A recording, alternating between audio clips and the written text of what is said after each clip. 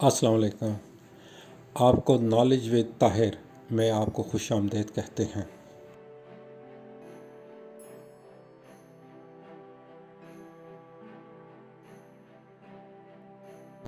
आज हम Swiss bank के मतलब डिस्कस करेंगे कि वो इतना क्यों मशहूर हैं।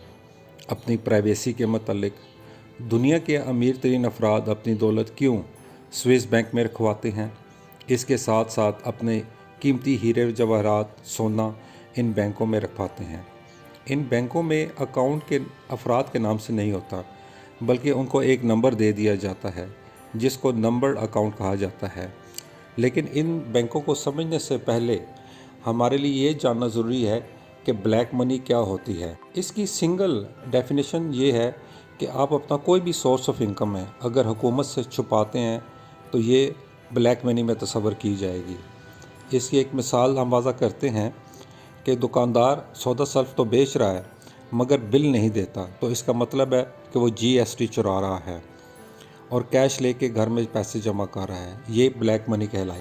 इसके अलावा स्मगलिंग, ड्रग्स, रिश्वत की कमाई, असले की तजारत, इनसे हासिल होने वाला रुपया वो ब्लैक मनी में तस्वर किया जाता है। हुकूमत के नज़दीक जिस ट्रांजैक्शन का रिकॉर्ड इन अफराद के पास नहीं होता वो रुपया ब्लैक मनी कहलाता है। इस पैसे को आप आसानी से खर्च नहीं कर सकते और इस पैसे को छुपाने के लिए स्विस बैंक मशहूर हैं।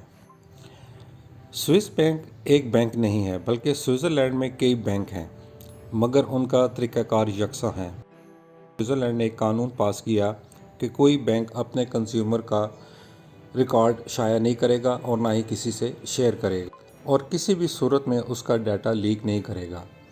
इसको खुफिया रखा जाएगा। स्विस बैंकों ने इसको साइलेंस और सिक्रेसी के कल्चर को अपनाया और पूरे वर्ल्ड में मशहूर हो गए। इसके बाद 1934 में गवर्नमेंट ऑफ स्विट्ज़रलैंड ने एक कानून पास किया, कोई बैंक अपने कस्टमर का कोई डिटेल शेयर नहीं करेगा, वो कितना बड़ा ही क्रिमिनल क्यों ना हो। अगर बैंक ऐसा करेगा तो सज़ा का मुस्तहिक होगा और 5 साल तक की सज़ा भी हो सकती है और बैंक का लाइसेंस मनसूख कर दिया जाए। स्विट्ज़रलैंड एक तो यूरोप के इन द मिडल में वाक़या है, दूसरा उसकी एक पॉलिटिकल लिहाज से वो हमेशा न्यूट्रल रहा है, चाहे वो जंग अज़ीम अव्वल थी या जंग अज़ीम दोम।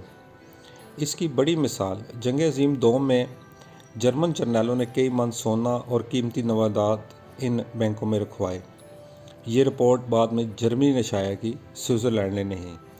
इसके अलावा जिन ममालिक की मईशत कमज़ोर होती है, मुल्की हालात ख़राब और खाना जंगी का शिकार होते हैं, तो यहाँ के अमीर लोग अपना सरमाया इन बैंकों में रखते हैं। इन बैंकों की बदौलत स्विट्ज़रलैंड एक ताकतवर जीडीपी का मुल्क है। इसकी करेंसी स्विस फ्रैंक एक मजबूत तरीन करेंसी तस्वर की जाती है। हालिया दौर में यूरोपीय यूनियन, स्कैंडिनेवियन कंट्रीज़ और यूके ने स्विट्ज़रलैंड पर जब दबाव डाला कि वो बैंकों के कानून ओपन करे, तो स्विट्ज़रलैंड ने उनकी इस बात को रद्द कर दिया।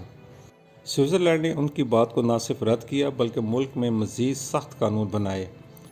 यूँ स्विस बैंकों ने पूरी दुनिया के अमीर तरीन लोगों का एतमाद जीता और उनसे रुपया अपने बैंकों में ट्रांसफ़र आसानी के साथ किया, जिसकी वजह से अमीर तरीन लोग ब्लैक मनी होल्डर यहाँ पे पैसा रखने में अपने आप को महफूज तस्वर करते हैं।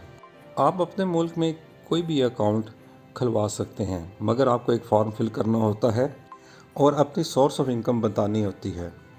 मगर स्विस बैंक में आप अकाउंट खुलवाने की चंद एक शराइत है कि अपना बायोडाटा शेयर करते हैं। उसके अलावा अकाउंट खुलवाते वक्त आपके पास 10 लाख स्विस करेंसी होनी चाहिए। आप ज़ाती तौर पे वहाँ मौजूद होंगे। इस अकाउंट की खासियत है कि आपको सिर्फ एक नंबर अलाट कर दिया जाएगा। हाँ, एक वाक़या आपसे शेयर करते हैं। इंडिया की प्राइम मिनिस्टर इंदिरा गांधी, इनके बेटे संजय गांधी का जब हवाई जहाज़ क्रैश होने पे मौत हुई, वो अपना ज़ाती जहाज़ उड़ा रहे थे। लैंडिंग के वक्त जहाज़ क्रैश कर गया। इंदिरा गांधी को जब खबर हुई तो वो फ़ौरन अस्पताल पहुंची और बेटे की घड़ी अपने कब्ज़े में ले ली। कहा जाता है कि इस घड़ी के अंदर बहुत से स्विस बैंकों के नंबर्ड अकाउंट कुंदा थे, क्योंकि उसने करप्शन से बहुत ज़्यादा पैसा ब्लैक मनी की सूरत में यहाँ पे जमा करवाया हुआ था। اور یہ بات اندرا گاندھی کے علم میں تھی۔ آپ کوئی ٹرانزیکشن کرتے ہیں تو آپ کا نام اور اکاؤنٹ نمبر لازمی شیئر ہوتا ہے، مگر سوئس بینک ایسا نہیں ہوتا۔ یہاں صرف نمبر ہوتا ہے جو کہ بینک کے چند آفیشلز کے علاوہ کوئی نہیں جانتا کہ اصل مالک کون ہے۔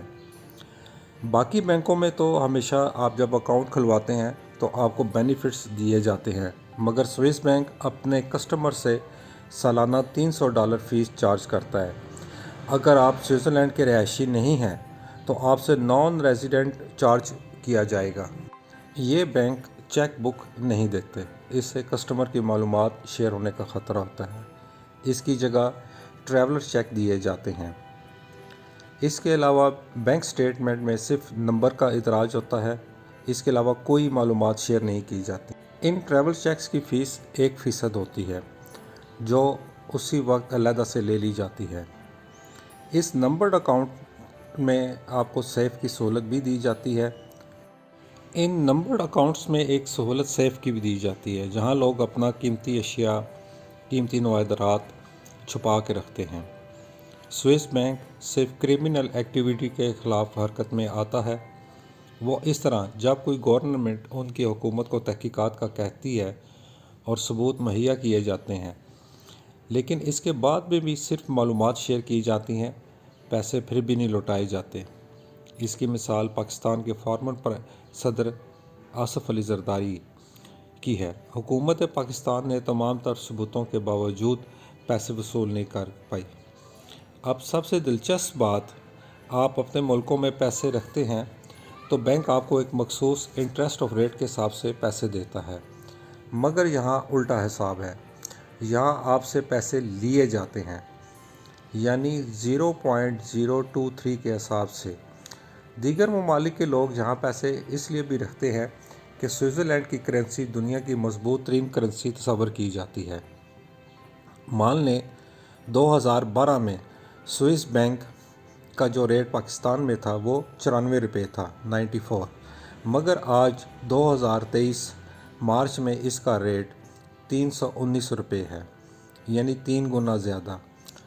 اگر اکاؤنٹ ہولڈر مر جاتا ہے اور اس نے اپنی کوئی نامنی نہیں چھوڑی، ہے تو وہ اکاؤنٹ اس کو ورثہ کو ٹرانسفر ہو جائے گا، یعنی ان کو نمبر دے دیا جائے گا۔ بصورت دیگر یہ اکاؤنٹ 10 سال تک کوئی ٹرانزیکشن نہ ہونے کی صورت میں فریز کر دیا۔ دنیا کے بہت سارے ممالک نے ان بلیک منی ہولڈرز کے اکاؤنٹ ہولڈروں کو پکڑنے کے لیے بے انتہا کوششیں کی، مگر ان کو پکڑنا بے حد مشکل ہے۔ اگر آپ ڈائریکٹ پیسہ ٹرانسفر کرتے ہیں تو آسانی سے گرفت میں آ جاتے ہیں، مگر یہ لوگ حوالے کا استعمال کرتے ہیں۔